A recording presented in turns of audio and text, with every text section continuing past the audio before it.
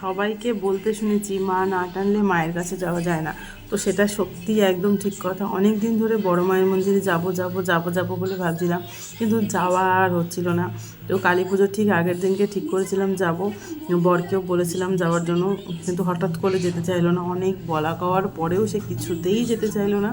তো তার জন্য আমি মাকে আর ছেলেকে দুজনাকে নিয়ে বেরিয়ে গেলাম। তো স্টেশনে নামার পর একটু ভিড় ছিল, তো যাই হোক একটু দাঁড়িয়ে ভিড়টা ফাঁকা হতে ওভারব্রিজটা পার করে পৌঁছে গেলাম। ওখান থেকে মানে একদম স্টেশন থেকে বেরিয়েই শুরু করে অনেক এরকম ঠাকুর দেখতে পেলাম। তো ওখানে একটা জিনিস দেখে বুঝতে পারলাম যে ওখানকার ম্যাক্সিমাম ঠাকুরগুলোই বড় বড় হয়, মানে শুধু যে বড় মাই বড় তা নয়, সব ঠাকুরই মোটামুটি বড়ই হয়। বড় মা সব থেকে বড়, তার জন্যই নাম বড় মা। তো তোমরা অনেকেই হয়তো গেছো, অনেকেই জেনেছো, দেখেছো। আমি গেছিলাম এটা যেহেতু কালী পুজোর আগের দিন, সেহেতু দেখো ওখানে সমস্ত ঠাকুরের এই প্রতিমাগুলো এইভাবে তৈরি হচ্ছিল, আমি দেখতে পেলাম। তো তারপর বড় মায়েরও দেখলাম মূর্তি, কিন্তু কি জানো তো, ওই দিনকে যেহেতু এখানে এই যে বড় মায়ের মূর্তি এটা সাজানো হচ্ছে, রেডি হচ্ছে, তো যেহেতু ওই দিনকে বাইরে পুজোটা হচ্ছিল প্যান্ডেলে, সেহেতু যেটা বড় মায়ের মন্দির নৈহাটিতে সবাই দেখতে যায় সেটা বন্ধ ছিল। আমরা মন্দিরের ভেতরে ঢুকতে বা পুজো দিতে পারিনি, কিন্তু ওখানে দেখো সবাই এরকমভাবে গন্ডি কাটছিল, সেই সমস্ত দেখলাম।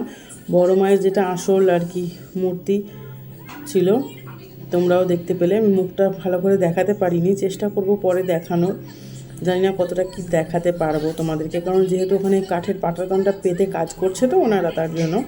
তো তারপরে আমরা এই যে গেছিলাম গঙ্গার ঘাটে। তো এই বিকেলের দিকটা মানে সূর্যটা অস্ত যায় এরকমই টাইম, কিন্তু দেখো তবুও তার প্রচণ্ড রোদের তেজ, তার জন্য ভালো করে তাকানোও যাচ্ছিল না।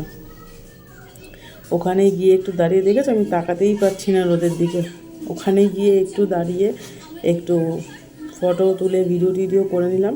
তারপরে আবার ফিরে আসার পথে মানে এবার এই সাইড থেকে দেখার চেষ্টা করলাম বা দেখাবার চেষ্টা করলাম মায়ের মুখটা, কিন্তু কোনোখান থেকেই সেভাবে পরিষ্কারভাবে বোঝা যাচ্ছে না। মানে পাটাতনটা এমনই পজিশানে পাতা আছে যে মুখটা ভালোভাবে দেখাই যাচ্ছে না। তো আমি তোমাদেরকে দেখালাম, আমার ছেলেকে বোঝাচ্ছিলাম শিব ঠাকুরটা দেখিয়েছে, দেখো কত বড় শিব ঠাকুরটা। তো তারপর তো বাড়ি চলে এলাম, ট্রেন ধরে, ট্রেনে একটু ভিড় ছিল, যাই হোক চলে এলাম। বাড়িতে এসে আগের দিনই কিছুটা রঙ্গোলি করেছিলাম, এই দিনকে বাকিটা করে নিলাম, নিয়ে তোমাদেরকে ওটা ভিডিও করে দেখাচ্ছিলাম। আমি অ্যাকচুয়ালি এবার রঙ্গোলি করবো না ভেবেছিলাম, কিন্তু আমার ছেলে প্রচণ্ড বায়না করছিল, দেখেছো তো এর আগে করতে, তার জন্য। তো এবার তার জন্য রঙ্গোলির জন্য আলাদা করে রঙ কিনিনি, ঘরে থাকা ওয়াটার কালার আর খড়িমাটি দিয়েই করেছিলাম। আর এই যে এইগুলো, এই ধরনের লাইটগুলো কিনে এনেছিল বর, তো তার জন্য এগুলো দিয়েই সাজিয়েছিলাম।